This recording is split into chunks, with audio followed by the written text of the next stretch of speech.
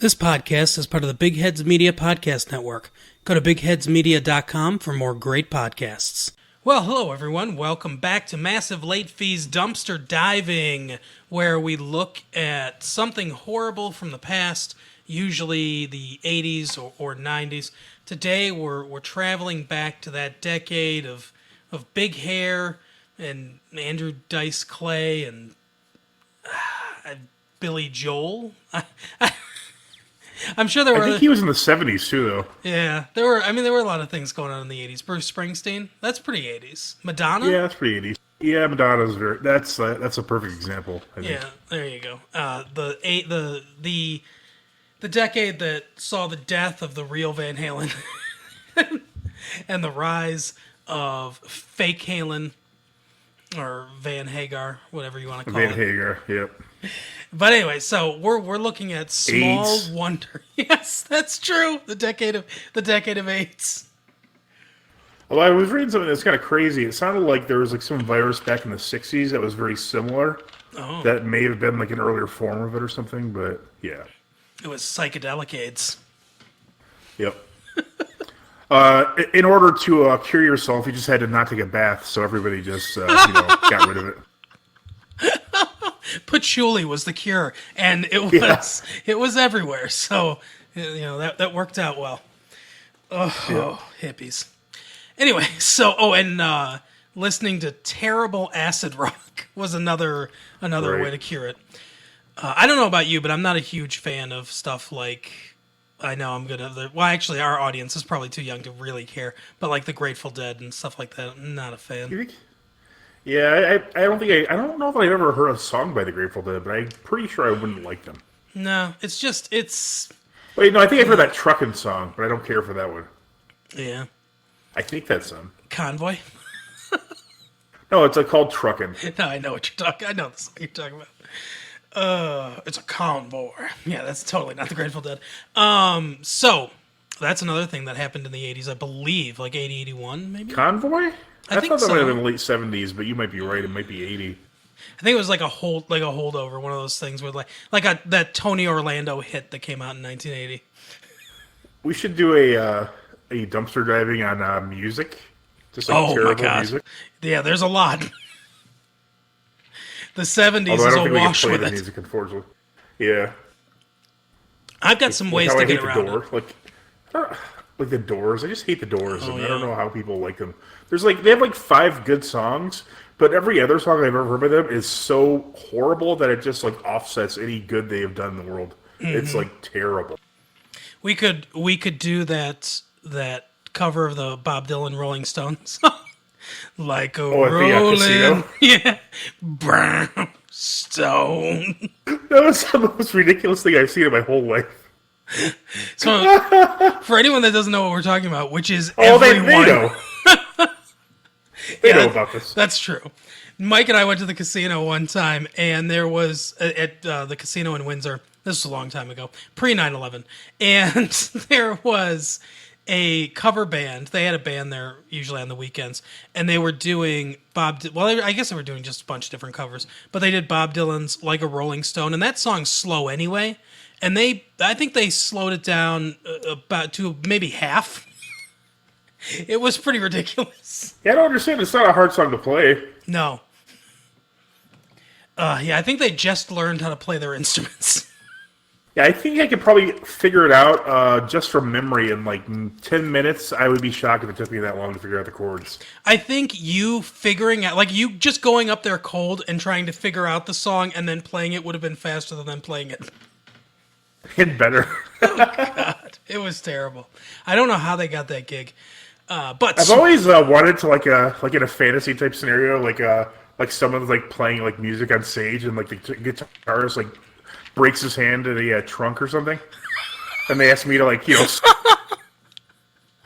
mean, really, I think I missed my chance. I should have just like pushed them out of the way and took over. Absolutely. It was so weird. I don't understand. They must have been like the pit boss's like nephew or something. Yeah.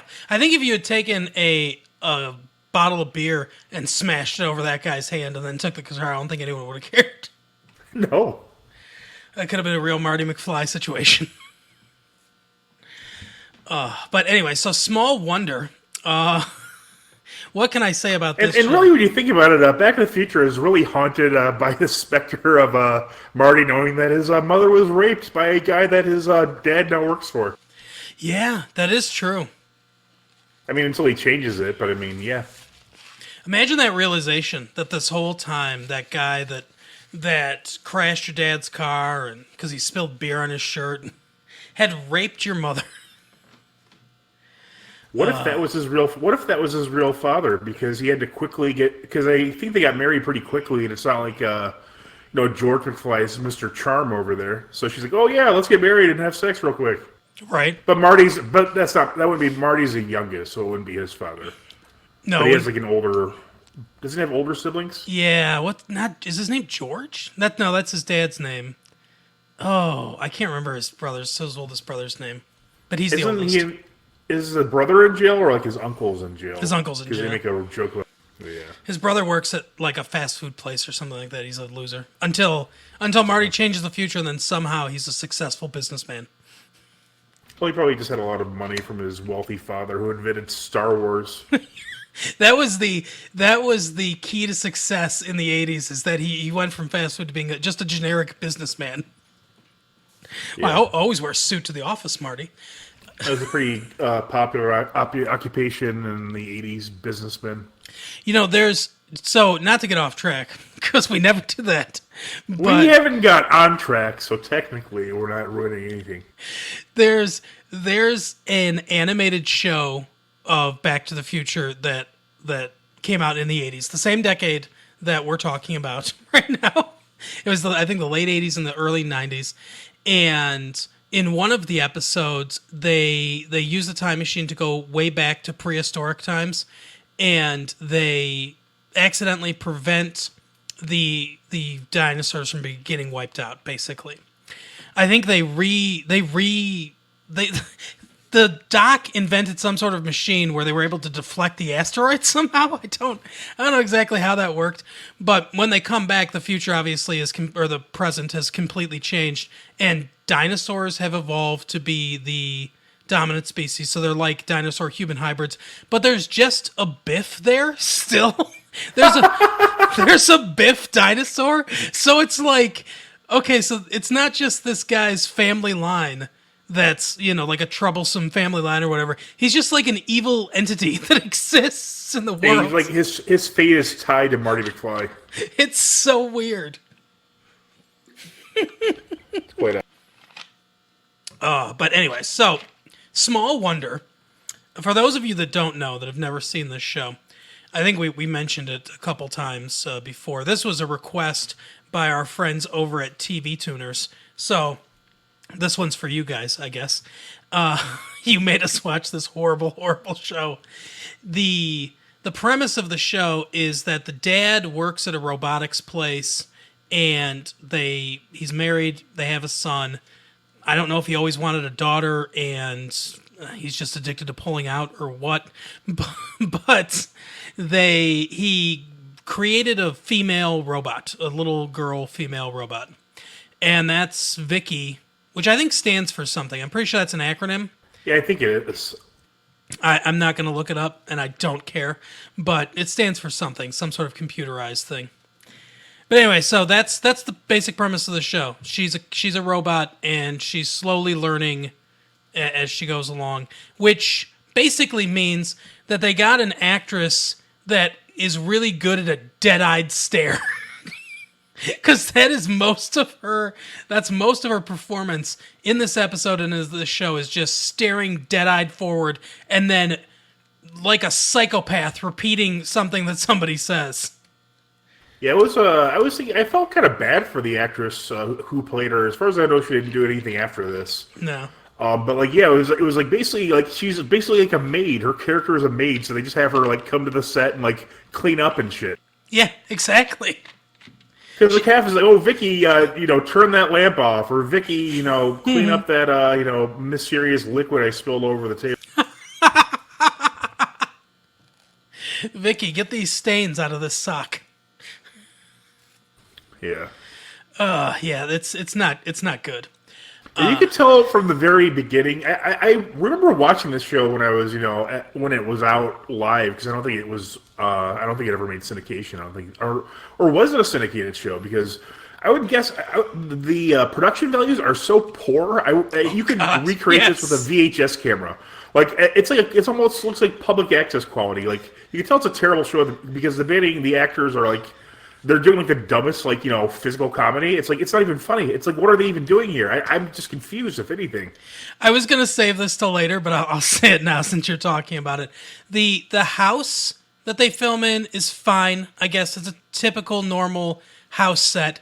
Anytime they go outside of the house in any way, it looks like a 10-year-old that built some cardboard facades of things. At one point they go into a quote unquote alley, and it is literally, like you said, it looks like community theater level. Where it looks like cardboard that somebody drew on with a magic marker. Yeah, I mean, I don't know what their budget was per episode. It couldn't have been high, unless they were just buying tons of drugs with it or something, which would explain the script. Yeah, all their money went to securing guest star Foster Brooks. Yeah, this particular episode was it was the typical '80s we have to help the homeless plight type thing. So and then there was the wacky misunderstanding. The parents were explaining to the son, whose name I don't know and I don't care to know. I don't need to know this guy's name. Vicky was talking to the son, and Vicky and the son were talking to the mother. She was saying, we have to help the homeless. It's important that these people have a home. So lo and behold, she sends him to the market, which is really weird because this kid looks like he's 10. Mm-hmm. So she sent him to the grocery store with a list that's so it's I think it's meant as a joke, but it's not presented with any comic timing whatsoever. It's so it's stupid. A list that I have a list, and the list flops out, so it's the classic it's twice as long, but it's at no point do you think it's going to be just one page. It's so poorly presented. Like you said, this is the biggest fail of a joke I've ever seen in my life. Because like you said, it's a classic one where she's like, I've got a short list. And he picks up one page, he picks it. So imagine, a notepad that you'd scribble something on. He picks up that, and then, like you said, just not with any comic timing at all, just flops down another side, like it's a second sheet. And that's it. It's not the long thing that trails down to the floor or anything like that. Just one extra sheet. You kind of feel that they couldn't afford a long roll of paper that would do that sort of thing. Yeah, exactly. Even the studio audience only gave it a cursory laugh.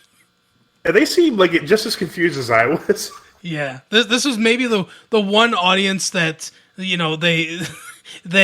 were normal people, that maybe they got rerouted from some other show that came out in 1985. Right. So apparently this was a syndicated show. It didn't have a network. It was. I would love to know the budget per episode. It was distributed by Metro Media Producers Corporation for season 1. That sounds like the most made up company name I've ever heard of. Apparently they were a media company that sprang a mega media company? Yeah, that sprang out of Orion Pictures. And I think spread is the appropriate term, much like a deadly plague. Right. They were an offshoot of Dumont, but their content library was eventually sold or bought by Metro Goldwyn Mayer. And the seasons 2 through 4 were sold to 20th Century Fox. So 20th Century Fox Television. There were 4 seasons of the show? Mm-hmm. Wow. Yeah. So the genre of this is comedy, science fiction, sitcom. I don't think any of those words are accurate. Maybe sitcom. I would say Alf is more of a comedy, alien, sci-fi sitcom than this. Mm-hmm. I thought Alf was bad. This show is so bad. The show is created by Howard Michael Leeds, who was a Canadian American television producer. He Oh, I thought you were gonna say this was some sort of Make-A-Wish type thing. all I want before I die is to make a horrible television show. So he was a producer and a writer for the Brady Bunch, and then he worked on The Facts of Life and Silver Spoons. That's weird. I mean, those. I mean, I wouldn't say those were great shows, but I mean, they were like acceptable, like for quality. It's like, yeah, Yeah. okay. I understand the premise, whatever. It's not a great show, but I have nothing else.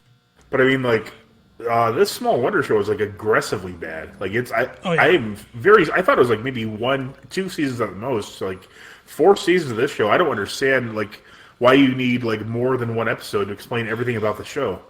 Exactly. And there's so if they had treated it like and there's ways they could have gone with this. They could have made it a sitcom that wasn't as wacky as a lot of sitcoms were in the 80s and treated it as sort of like an actual exploration of her trying to become more human or whatever. I mean, there's interesting ways they could have gone that they did not at all.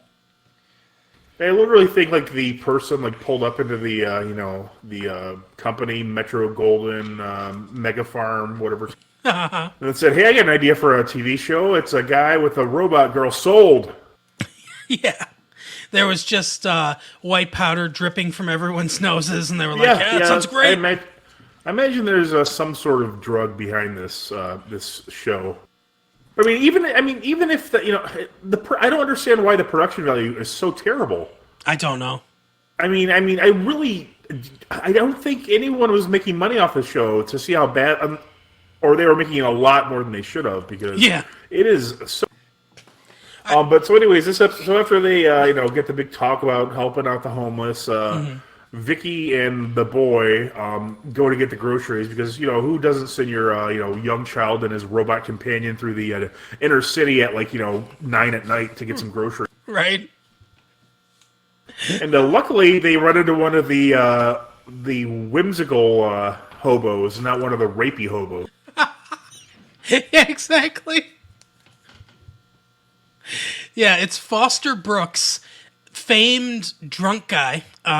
Those of you who are unaware, which is I'm sure a lot of you, in the 60s, he was basically a comedian whose whole bit was I'm going to pretend that I'm drunk. And that's what he did. He would do this thing where he'd be like, I'm gonna, like he's pretending to hiccup and stuff like that, like he's all smashed out of his gourd. And then he'd do Dean Martin celebrity roasts and tell Bob Newhart that his mind isn't the only thing buttoned down or whatever, like that. Did Norm Macdonald borrow these jokes? Exactly. That was his whole shtick. So that's who. Oh, I forgot. Yeah. Go ahead. I'm sorry. I was just gonna say that's who this dude was. Foster Brooks. I wasn't quite sure who he was until you explained. Now I kind of know who he is. Yeah. I forgot to point out. There's a really terrible a part at the beginning where the dad's like talking about getting into shape, and he's like making this protein concoction. Yeah. Which, first of all, I think Vicky puts in like a pound of protein powder into this drink she's making because they're talking, and she's just like scooping out like protein powder the entire time. Yep. But then it's like possibly the worst special effect I've ever seen in my entire life. Yes. Is the blender doesn't work, so they plug it into Vicky's hand, which I don't understand why it would be able to spin like that. That doesn't make any sense at all. Yeah. But he presses her nose, and then it blends for them, and then he presses it. So she had a blender this whole time just in case. Yeah, I don't know if it's her hands are supposed to be turning that fast, like her fingers or whatever, or what. But yeah, I don't it's know. terrible. And he's it also was wearing really the worst red pants. Oh yeah, there's golf pants, and they are really bad. But anyway, so they come upon Foster Brooks. Do you think that maybe they just didn't have a wardrobe, so they found those pants on the street? And they're like, we'll say they're golf pants. Sorry, it's not in the budget this week. They found it at the same homeless shelter that they actually found Foster Brooks. Probably Foster Brooks was wearing them. Foster Brooks, they thought he was doing method acting, but it's just hadn't worked since 1966. Right. So, And that was a bar mitzvah. yeah, exactly. So Jamie basically says, "Oh, you're a homeless guy," and I don't know, like there's some stupid dialogue, and it basically just cuts. So they go back home. But Yeah, Vicky, by the way, we discover is like the dumbest fucking robot you've ever seen in your entire life. Mm-hmm. Like she just repeats what people say, and she just doesn't seem to know anything. Like I don't understand why it's like Rosie from the Jetsons, but dumber. Yeah, exactly. Rosie without the personality. That's what it is. Right. Because she's not sassy or sarcastic. She's Like just. if you're a Futurama fan, there's an episode where they take out Bender's personality chip. That's basically who she is. Yeah, exactly. Someone will say, like, there's a sucker born every minute, and she'll go, sucker born every minute. And that's her acting. Right. Yeah, that's basically. This girl is very young, so I mean, maybe she just is the best she can do. I don't know. It's not her fault. Her parents are definitely to blame for this. Yeah. Well, I mean, not only that, but it's really badly written. They don't give her anything to do as an actress. No, it's just like, hey, it's a robot, but it's not. It's a girl acting like a robot, which is not a robot. Yeah, every director was probably like, sound like a speak and say. That's your direction. That's the only direction she got. If any. Yeah. So anyway, the parents come home and they're like, "Hey, what have you kids been doing today?" And he goes, "Oh, I'll show you what I did." And then Foster Brooks walks out and he's like, "This is what I did." And my first thought was, "Ooh, that's an unfortunate phrase, seeing as your parents are walking in to the kids completely home alone with a strange man." Yes. And this is the most insane part of all. I mean, first of all, he's wearing like her bathrobe, so he clearly bathed, and there's probably a layer of all sorts of stuff down there. Oh yeah, classic. And then they come. How the fuck does this guy not? First of all, murder him and then throw his body out of the house immediately? Seriously. Like, oh look, it's a vagrant with my young son and my robot daughter. Yeah, and with hobos, you can kill them. No one's gonna look. Right, I mean, was he cleaning because he was about to do something to the children? I don't know. Was he getting ready? Yeah, I mean, it was very odd. The whole thing's strange. I mean, even I would like to think that were I a homeless man, that I'd know better than to go home with a child alone. Yeah, if this was me, the next scene would be like my wife escorting the kids out of the room as I bashed his head in with a baseball bat. No kidding. I mean, wow. I don't understand this, but instead the kids go, "Well, you said we got to help the homeless." They're like, you're right. You got us there. We can't do anything about it. Trapped in logic. Yeah, we didn't explain something clearly to our 10-year-old child, so now we have to go with his weird warped sense of the world. What if Foster Brooks was like, what would really help me is a blowjob from your wife? Would they have to be like, "Oh, we got to help him"? Well, Mom, yeah. Mom, you said we got to be nice to them. Right. Treat them just like anybody else. And we know how many blowjobs you've given out. And he goes, "Snowball me. I haven't eaten in weeks." Oh, God. Oh, my God. Oh. That's what they do. If you got a piece of candy in your mouth, it's like salty and sweet. Yeah. Anyway, so... Imagine the dingleberries on this hobo. Yeah, no kidding. He's certainly got some schmegma. Now, I just want to go on the record stating that I am a huge fan of hobos in general. Yeah. But not like in a real-life situation where they're trying to interact with you. Exactly. Like the fictional, legendary version of hobos. Yeah, as a concept, they're great. But as a dirty human being in my house, they're not. Yes. But as someone who's been in your house with your child for hours and took a shower for some reason... Mm-hmm. Yeah. That's every time... that's the boy's name, Jamie. Every time Jamie thinks back on his time with the hobo, he'll curl up in a ball and say, "Calgon, take me away." All right, so they're basically they don't want to upset their child, so they let this homeless guy live in their house. Yeah, good strategy, by the way. Well, we can't upset the boy.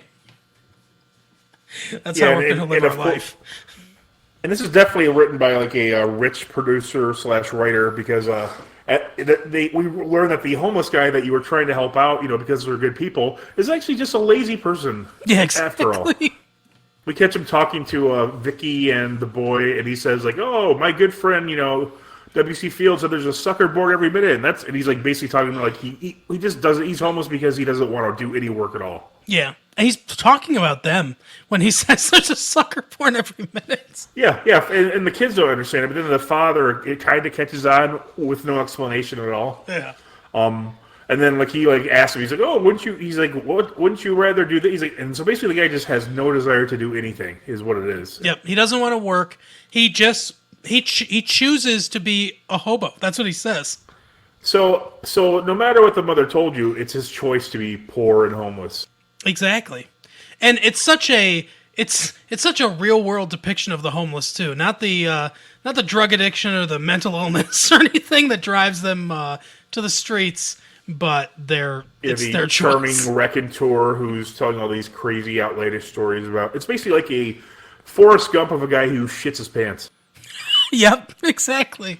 That's exactly what it is. So he and the boys is Jenny.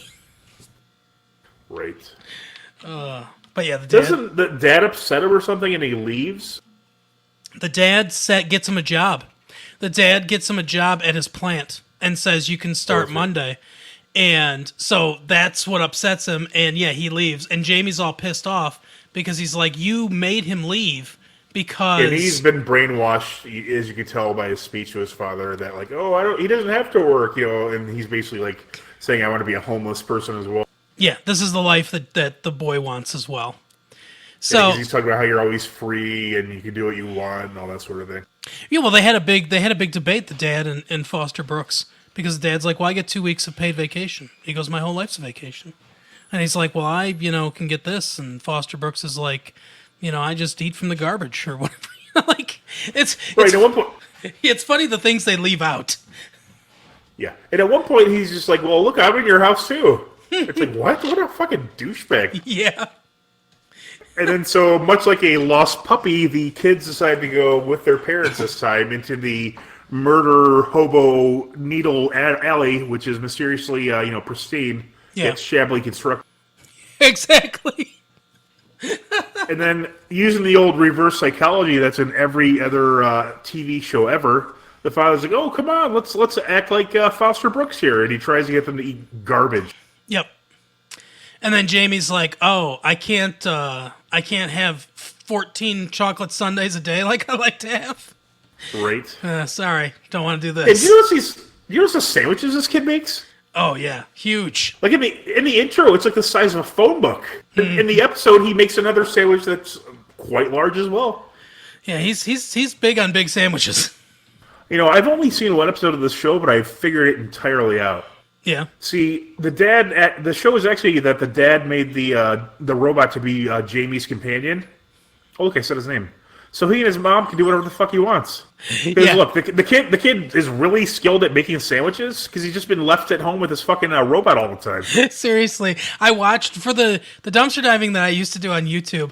I watched an episode of this and it was a different episode than this one, but it was one where they wanted to go out on a date and the boy wanted to stay home alone, so they left the robot in charge, and they just did leave him home alone. So I totally agree. Like every plot that I've seen of this show is about this kid being abandoned. Right. And yeah, look at this one. They're obviously out of the house after they send him out for groceries. It's dark out. I mean, I know it's a different time, but wow, I don't care if you have a robot or not. I mean, it's just a little girl acting like a robot. Yeah, exactly. I mean, if she has a blender handy, maybe she could do some damage. But I don't know that is she especially strong? I think so. I don't know. Yeah, she I would can. hope so. She can lift a bunch of she's shown to be strong in other episodes, but her powers sure are the very audience is vague. crazy. They're very shitty. Yeah, it's whatever they need her to be able to do, but also they never need her to do anything very impressive. Do you think anybody in the whole entire process of the creation to the filming of it was excited about that blender part? Oh my god, I can Like, they're imagine. like, hey, I got a great idea. Yep. Oh, this is a great bit. I mean, it was a whole scene just to like do this terrible special effect. So But yeah, so they go, and then lo and behold, he doesn't want to be a vagrant after all. yeah, and then the camera crew shows up for some reason. I don't know why they knew that they were going to be in an alley, but Oh, we forgot the mom. She was really active in the homeless, anti-homeless or pro-homeless, I guess. yeah, Thing. She was telling them about, oh, you should come out and film it, and she was trying to encourage someone at the TV station to a Guy go Smiley out and, or actually something. document them. Yeah, something like that. Yeah, they wanted to get awareness out about it. So he comes and he's like, a poor, unfortunate homeless family. And she says, no, we're not homeless. I talked to you today. And he was like, oh. And then for some reason, I don't know why reporters, instead of asking any questions, he just assumes information and reports it as if it's fact and says, oh, they so believe in the cause that they're staying out here in solidarity with the homeless people, basically like pretending they're homeless. And Right. they're like, yeah, and then I can't remember the line that Vicky says, but it's just something she's repeating, something about Was it the sucker born every minute line again? it's something like that. But it's just her repeating a different line in a serial killer's voice, and then that's supposed to be the big joke that we go out on. And that's the end of the Yeah, episode. Yeah, this show is very bad. I don't recommend anybody watch any episodes of this at all. No, it is fucking horrible. I don't know that you can make this show as the way it's set out now funny at all. There's nothing funny about the show. No. Do you know how bad this show would tank? If if this came out to Netflix with the same production value, same writing, it would See, be I think destroyed. someone would be like, I think someone would be like, oh, that's awesome. Someone clearly made that at their own home, or like there'd be like some kind of kitsch value, but it's so bad. I don't even. I think that people in their own homes with an iPhone could make a better looking show to take. There's no doubt about that. I was thinking that the whole time, like, you could have made this with a VHS recorder at the time. Yeah, exactly. Like, it might have been a public access show for all I know. It's like you said. I don't know what the budget on the show was, but if these actors weren't getting paid a lot, like if they were just getting paid normal scale or whatever, then one of two things was happening. Either some producer or production company, like 20th Century Fox, was making a shitload of money from this show because they were selling syndication rights, or no one watched this show and the syndication deal for it was incredibly tiny. Right. I mean, I don't know. I know in the now this is the early '90s, so it's a little bit later, and it's David Letterman, so obviously that's going to go for a lot more. But they offered David Letterman $50 million a year for his show to be syndicated when he was leaving NBC before he decided on going to CBS. So obviously Small Wonder's not going to get anywhere near that. But even at like $1 million, let's say they did $1 million a year, there's no way they put $1 million a year into this budget. No, I think they bought one set, and then maybe every so often they have like the alley set, Yep, exactly. But that is our episode for the day. I don't know. Why don't you interact with us? Hey, TV Tuners decided to give us a suggestion on something to do, and we actually did it. So if you want to do the same thing, you can go to Massive Late Fee, or at Massive Late Fee on Twitter, or at Massive Late Mike on Twitter. I think that's it, right? Massive Late Fee Mike or Late. That's something like that. Yeah. Just play around with those and you'll find it. It's Massive Late Mike. That's what it is.